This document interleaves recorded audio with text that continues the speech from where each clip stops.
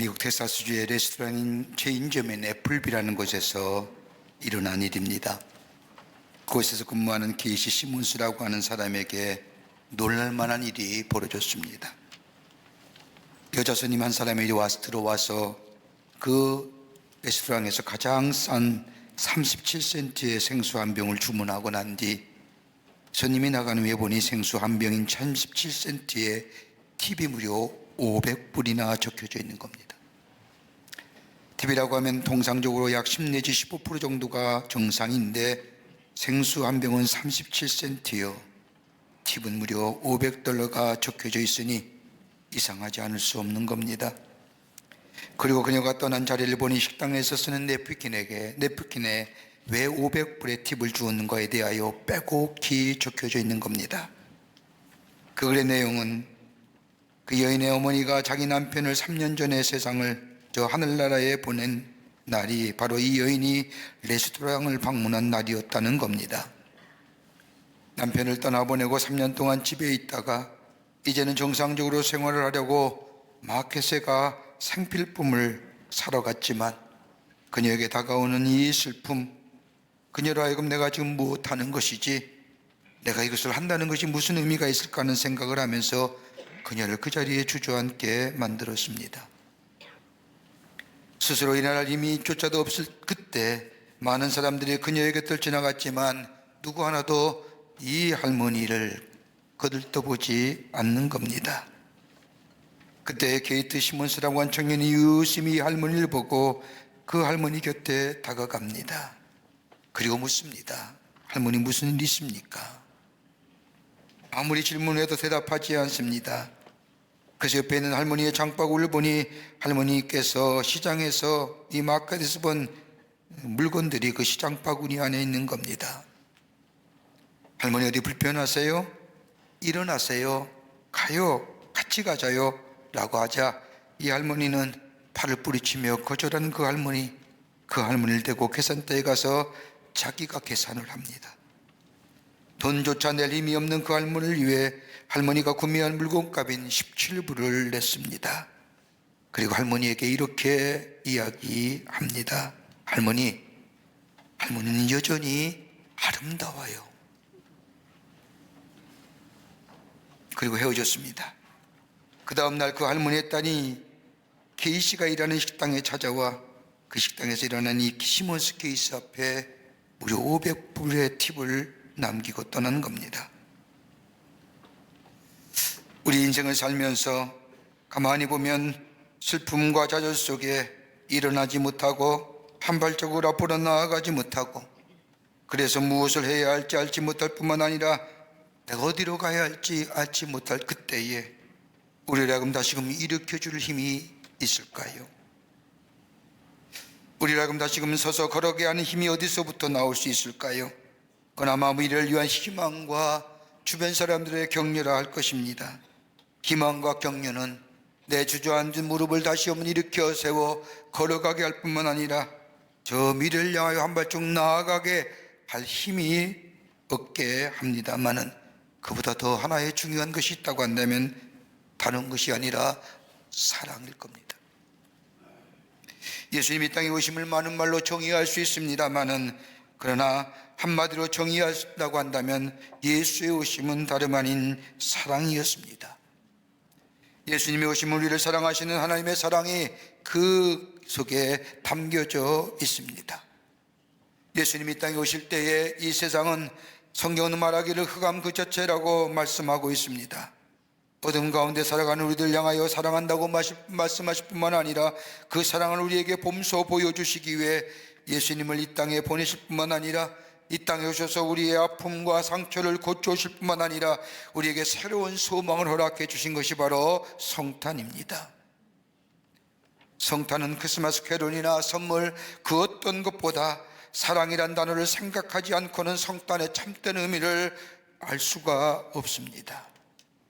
우리에게 다가오시는 하나님의 사랑, 이 땅에 오시는 하나님의 사랑, 그 어떤 말로 설명할 수 있을까요?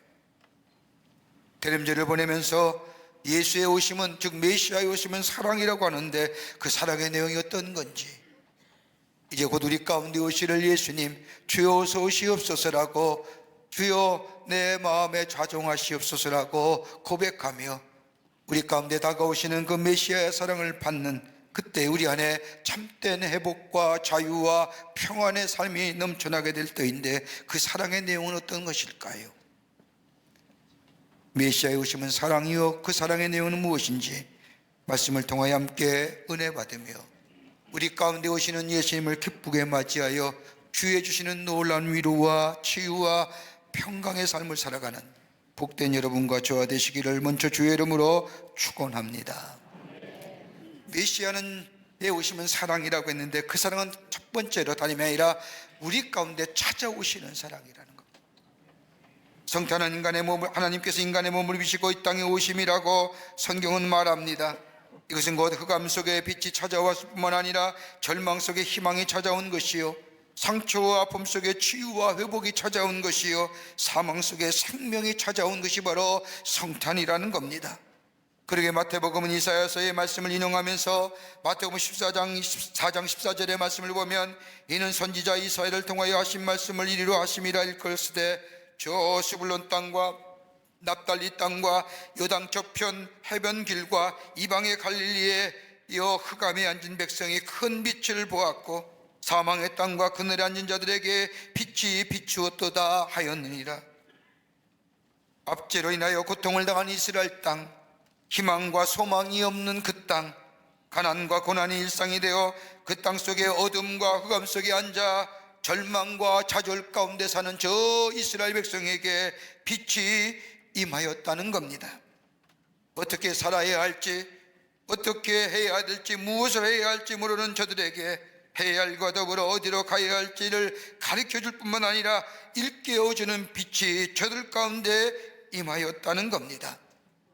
죄악으로 가득 찬, 그리하여 절망과 상처로 가득 차 참된 평화가 사라진 저 어두운 땅에, 그러기에 용서와 화목은 어디서든가 찾아볼 수 없는 저 어둠의 땅에 한 줄기의 빛이 비춰져 이 땅에 비추었다는 것이 소망입니다. 이 메시아의 오심입니다. 그러기에 세상의 종교는 인간이 신을 찾아가지만은 우리 기독교는 하나님이 인간을 찾아오시는 겁니다. 하나님께서 우리에게 찾아오셔서 소멸내인으로 우리를 구원해 주시고 사랑해 주시는 것이 바로 성탄의 의미라 할 것입니다. 20세기 후반의 대표적인 사상가요, 지도자였던 체코공화국의 초대 대통령을 지킨 저 바질라프 하벨의 사람은 인간의 얼마나 흑암과 어둠 가운데 있다는 것을, 그리고 우리의 희망은 하나님께만 있다는 것을 이렇게 풀어 설명합니다. 인류가 추구하는 행복한 삶은 자기의 힘과 있음으로 인하여 구원에 이를 수가 없다. 민주주의나 사회주의나 그 어떤 이데올로기라도 우리의 인간의 행복과 만족을 줄 수 없다. 그러나 하나님께로 돌아가 그분을 구할 때에 그 안에 참된 만족과 행복이 있음을 잊지 말아야 한다고 우리에게 말씀하고 있습니다. 진정한 희망은 다른 그 어떤 곳에서 있는 것이 아닙니다. 인간이 만든 구조나 체제나 그 어떤 이론이나 사상 속에 희망이 있는 것이 아니라 하나님께 희망이 있고 하나님께 희망을 구할 때만이 그 희망이 우리 가운데 임하게 된다는 겁니다. 여러분, 성경에 나오는 복음서의 말씀을 읽다 보면 하나님께서 인간을 찾아오시는 역사가 사복음서에 가득하게 기록된 것을 읽을 수가 있습니다. 사마리아 수가성의 여인을 찾아오신 예수님, 삭개오를 찾아오시는 예수님, 복음서의 말씀을 읽다 보면 수없이 찾아가시는 예수님의 모습이 사복음서에 가득한 것을 읽을 수가 있습니다. 이 찾아가시는 예수님의 하이라이트는 다른 것이 아니라 요한복음 21장의 말씀을 보면 예수님의 제자였던 베드로, 예수님을 향하여 위대한 신앙 고백을 했던 저 베드로, 주는 그리스도시요 살아계신 하나님의 아들이라고 했던 그 베드로의 신앙 고백, 주님은 그 신앙 고백을 들으시고 바요나시모나 네 고백 위에 내가 교회를 세우겠다고 말씀하시며 칭찬했던 그 베드로. 근데 예수님이 십자가에 달려 돌아가시기 전 저 가야바뜰에서 신문받을 때에 주님이 말씀하신 것처럼 예수님을 3번이나 모른다고 부인합니다. 그리고 그 수치와 절망과 좌절 가운데 낙향하여 자신의 고향인 저 갈릴리 바닷가에서 자신의 본래의 직업인 어부로 돌아가 저 바닷가에 고기를 잡는 그 베드로를 찾아가신 주님, 그를 향하여 조반을 차려놓고 저를 불러서 저의 좌절과 절망과 아픔과 상처를 치유해 줄 뿐만 아니라 다시 회복시켜 주시고 다시 일어설게 하실 뿐만 아니라 새로운 사명을 그에게 맡겨주신 그 예수님의 모습, 진정 찾아오시는 예수님의 모습입니다. 베드로에만 찾아가셨을까요? 오늘 저와 여러분 속에 주님의 찾아오심이 없었더라면 우리 안에 구원의 감격이 어떻게 있을 수 있을까요? 내가 예수 믿을 때 처음으로 나의 뜻과 의지 또는 친구의 권유로 주님 앞에 나왔지라고 생각했지만, 주님을 만나고 주님과의 깊은 영적인 교제가 우리 가운데 있고 믿음이 우리 안에 자리 잡게 될 때에 깨닫는 것이 있다고 한다면, 내가 주님을 찾은 것이 아니라 주님이 날 찾아주셨지, 날 만나주셨지, 나를 새롭게 해주셨지, 나를 하여금 구원의 백성으로 삼아주셨다는 것은 믿음의 고백이 우리 가운데 있어 하나님을 향하여 찬양할 수밖에 없음을 고백하게 됩니다. 성탄절은 주님의 사랑이 찾아오는 귀한 절기입니다. 주의 사랑이 나에게 찾아오시어 내 안에 절망과 좌절과 괴로움과 고통과 염려 가운데 우리의 상한 심령 찾아오시어 빛을 비춰주심으로 만져주시고 회복시켜주시어 새롭게 하시는 그 하나님의 놀라운 은혜와 사랑을 다시 한번 체험하는 것이 바로 대림절이요, 그리고 그 안에 찬양의 고백이 넘쳐나는 것이 바로 성탄절인 줄 믿습니다. 우리 가운데 찾아오시는 하나님의 사랑, 우리의 상처를 만져주시고 회복시키시고 치유하시는 그 하나님의 사랑, 그 사랑이 바로 성탄절이요, 오늘 그 사랑이 우리 가운데 오심을 기쁘게 맞이하는 여러분이 되시기를 바랍니다. 두 번째는 메시아의 오심은 사랑인데 그 사랑은 다른 것이 아니라 우리와 함께 거하시는 사랑입니다. 오늘 마태복음 1장 23절의 말씀을 보면 보러 처녀가 잉태하여 아들을 낳으리니 그의 이름을 임마누엘이라 하리라 하셨으니 이를 번역한 즉 하나님이 우리와 함께 계시다 함이라. 임마누엘, 다름이 아니라 하나님이 인간이 되셔서 우리 안에 거하신다는 겁니다. 하나님이 우리와 함께 거하신다는 겁니다. 여러분, 이것처럼 감격스러운 말씀이 어디 있을까요? 저 하늘 보좌를 버리시고 우리의 안에 찾아오시어 인간의 역사를 깨뚫고 찾아오시어 우리와 함께 계시는 그 임마누엘 주님. 여러분, 이스라엘 역사 가운데 가장 비참한 단어가 있다고 한다면 그 비참한 단어는 것이 아니라 이가봇이란 단어입니다. 이가봇이란 단어는 엘리의 제사장의 며느리가 아이를 낳다 죽으면서 외쳤던 단어가 바로 이가봇입니다. 이건 다름이 아니라 하나님의 영광이 떠났다는 겁니다. 여러분, 성경의 말씀을 가만히 읽다 보면 이스라엘 백성 가운데 하나님이 떠나게 될 때에 이스라엘 백성이 찾아온 것은 뭐예요? 불안과 염려와 걱정, 즉 평안이 없는 삶이었습니다. 하나님의 영광이 떠나게 될 때에 저들 가운데 빛은 사라지고 흑암이 두려워지게 되었고, 흑암이 두려워짐으로 말미암아 저들은 어디로 가야 할지 무엇을 해야 할지 알지 못하는, 눈은 떴으나 보지 못하는 존재가 되고 맙니다. 소중한 걸 빼앗겨도 찾을 수가 없습니다. 그러게 저들 가운데 기다리고 있던 것은 다름이 아니라 절망 그 자체였습니다. 여러분, 이스라엘 백성이 출애굽하여 저 시내산에 이르렀을 때에 모세가 저 하나님의 명령을 받기로서 시내산에 올라갔을 때 이스라엘 백성은 저 땅 아래서 금송아지와 우상을 섬기게 됩니다. 하나님이 그 장면을 보시고 이스라엘 백성에게 말하기를 내가 너희들과 함께 가지 않겠노라 라고 말합니다. 이제껏 함께 하신 하나님이 저 이스라엘 백성의 죄악을 보면서 내가 이제는 너희와 함께 가지 않겠노라, 이 말을 들으니 이 모세, 내가 약속한 대로 가나안 땅으로 인도는 하겠지만 너와 함께 가지 않겠다고 하는 이 말을 들은 이 모세는 하나님 앞에 엎드려 간구하기를 하나님, 나를 차라리 죽여주십시오. 나를 죽여서라도 하나님이 이 백성과 함께 가셔야 합니다. 하나님이 동행하지 않는 삶은 광야에서의 죽음을 의미합니다. 하나님이 함께 하시지 않는 삶은 우리에게 아무런 의미가 없습니다 라고 하며 하나님과 함께 하나님이 동행하시기를 간절히 기도합니다. 여러분, 구약 성서에 나타난 하나님의 모습은 어떨까요? 여러분, 성경 가만히 읽어보면 하나님은 부분적으로 나타내 보이시는 하나님이 구약 성경에 나타난 하나님입니다. 시대 속에서, 상황과 사건 속에서 부분적으로 하나님은 이스라엘 백성에게 하나님 되심을 보여줍니다마는, 그러나 신약 성경에 와서의 하나님의 모습은 다른 것이 아니라 성육신 하시어 우리 가운데 거하시는, 인간의 몸을 입으시고 우리 안에 거하시는 하나님, 온전히 우리가 만날 수 있고 볼 수 있고 느낄 수 있고 교제할 수 있는 분으로 우리 가운데 오시는 것이 바로 성탄절이요, 그것이 바로 메시아가 우리 안에 함께 계신다는 겁니다. 여러분, 이거 뭐 벅찬 감격이 어디실까요? 그러게 나는 홀로가 아닌 겁니다. 나는 고아가 아닌 겁니다. 오늘 주님이 내 안에 계십니다. 나와 동행하십니다. 그러게 요한복음 1장 14절의 말씀을 보면, 말씀이 육신이 되어 우리 가운데 거하심에 우리가 그의 영광을 보니 아버지 독생자의 영광이라고 예수님이 이 땅에 오심을 얘기합니다. 빛이 우리 가운데 오시오, 우리 안에 계시오, 우리를 비춰주신다는 겁니다. 이로 인하여 하나님과 우리의 교제가 인격적인 교제가 되었다는 겁니다.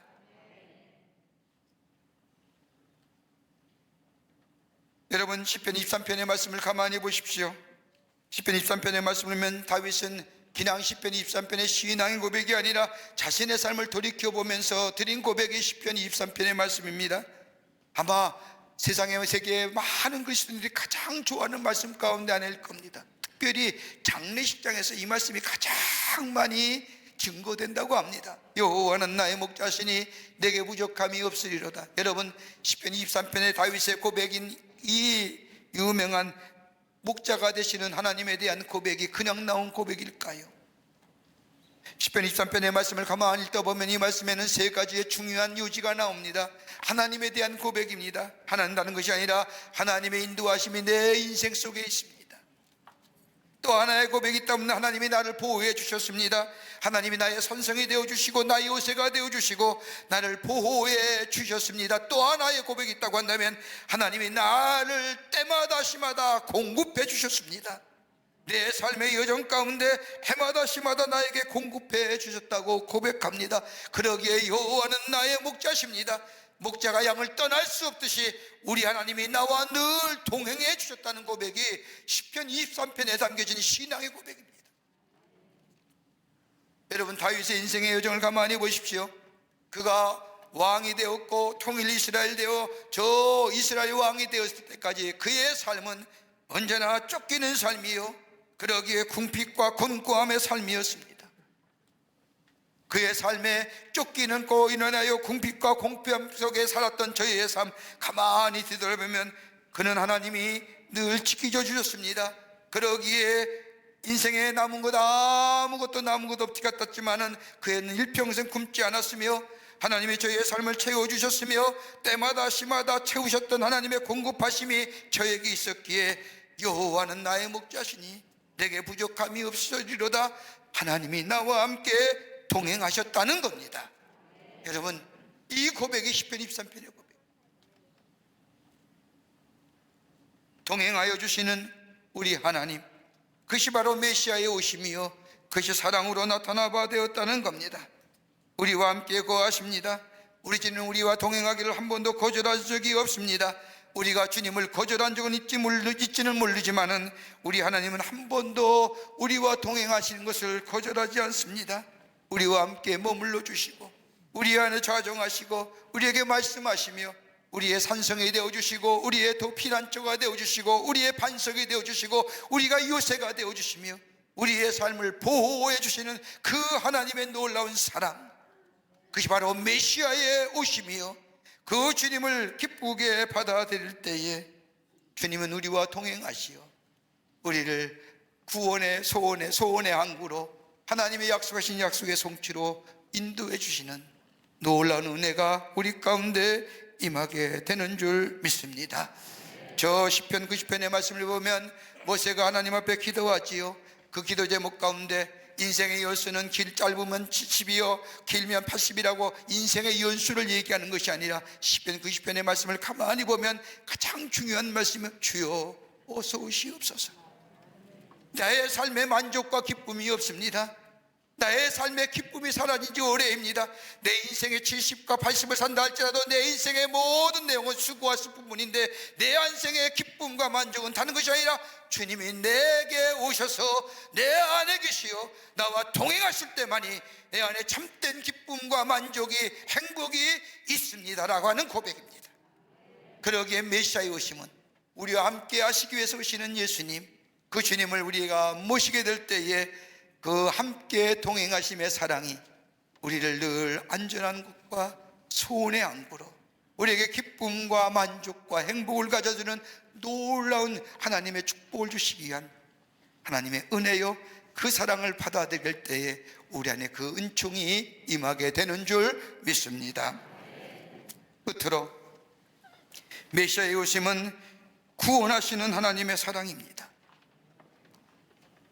인간의 몸을 입으시고 이 땅에 오시는 이 메시아의 탄생은 다름이 아니라 구원하시는 하나님의 사랑이라는 겁니다. 오늘 마태복음 1장 21절의 말씀을 보면 아들 낳으리니 이름을 예수라 하라. 이는 자기 백성을 그들의 죄에서 구원하실 자이시미로라 라고 말합니다. 예수님께서 인간의 몸을 입으시고 이 땅에 오신 궁극적인 목적은 다른 것이 아니라 죄로 말미암아 죽을 우리를 구원하시기 위해서 이 땅에 오신다는 겁니다. 여러분, 하나님께서 인간을 창조하실 때에 하나님은 인간과 교제할 수 있도록, 인간은 하나님과의 관계되어 살 수 있도록 창조하셨습니다. 그런데 인류의 조상인 아담과 하와가 사단의 꾀임을 빠져서 내가 하나님이 될 수 있다고, 하나님을 의지하며 살아갈 필요가 없다고, 하나님을 통하여 살아갈 수 없다고 하면서 내 스스로가 살아갈 수 있다고 하는 이 꾀임에 빠져서 이 유혹에 넘어져 하나님을 떠납니다. 하나님을 떠나 사는 삶을 여러분 뭐라고요? 죄예요. 여러분, 죄가 우리가 흔히 드러나는 행태를 가지고 죄를 얘기하지만 여러분, 죄의 근본을 가만히 따져보면 하나님 없이 살 수 있다는 것, 하나님과의 분리된 관계가 죄예요. 하나님을 떠나 사는 삶, 하나님과 관계가 분리된 삶, 여러분 그 죄, 부패된 본성에 맺어진 열매는 육체의 열매예요. 그 안에는 아무리 선한 것이라 할지라도 선한 것이 없는 거예요. 하나님과의 관계가 끊어진 것을 뭐라고 얘기해요? 사망이라고 얘기하는 거예요. 죽음이라고 얘기하는 거예요. 인간은 본래 영원히 살 수 있도록 하나님께서 창조받았는데 죄로 인해 하나님과의 관계가 단절되니 하나님을 떠난 삶은 뭐예요? 종국적으로 흙으로 젖었기에 흙으로 돌아갈 수밖에 없는, 그것이 곧 사망이요 죽음이요 하나님과의 단절됨으로 얻어지는 결과예요. 그런데 그 안에서도 우리 가운데 오시는 예수님을 맞이하는 자, 예수님 말씀하는 것처럼 하나님이 세상을 이처럼 사랑하사 독생자를 주셨으니 누구든지 저를 믿는 자마다 멸망치 않고 구원을 얻는다고 하는 말씀처럼 이 세상의 모든 하나님의 피조물 된 저 인간 세상에 사는 모든 이들 위해 그를 믿는 자마다, 예수를 믿는 자마다, 하나님과의 관계가 회복되는 자마다 영원한 생명을 주신다고 하는 약속의 말씀, 우리의 생명이 영생으로 넘어갑니다. 여러분, 하나님과의 관계가 끊어지면 우리 안에 다가오는 것이 뭔지입니까? 궁핍함입니다. 곤고함입니다. 죄와 아픔과 그리고 고통과 질과 우리의 인생을 사로잡기 시작을 합니다. 그로 인하여 우리 안에 공허심과 낙심이 들어오게 될 뿐만 아니라 이를 극복하기 위해서 인간은 할 수 있는 모든 것을 다 시도해 봅니다. 여러분, 도덕과 윤리와 철학이 인간의 낙심과 공허감과 그리고 절망과 좌절의 것들을 해결해 주던가요? 아무리 노력해도 우리 안에 담겨진 이 공허와 좌절과 절망은 해결할 길이 없습니다. 왜요? 죄의 결과이기 때문에. 죄의 문제는 인간의 실존의 문제요, 인간이 살아있을 동안 끊임없이 고민할 문제가 죄의 문제입니다.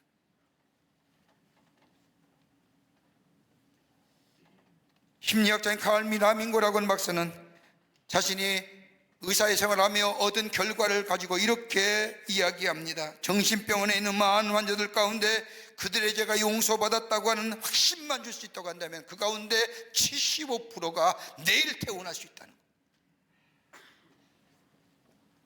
죄에 대하여 용서받았다고 하는 확신만 줄 수 있다고 한다.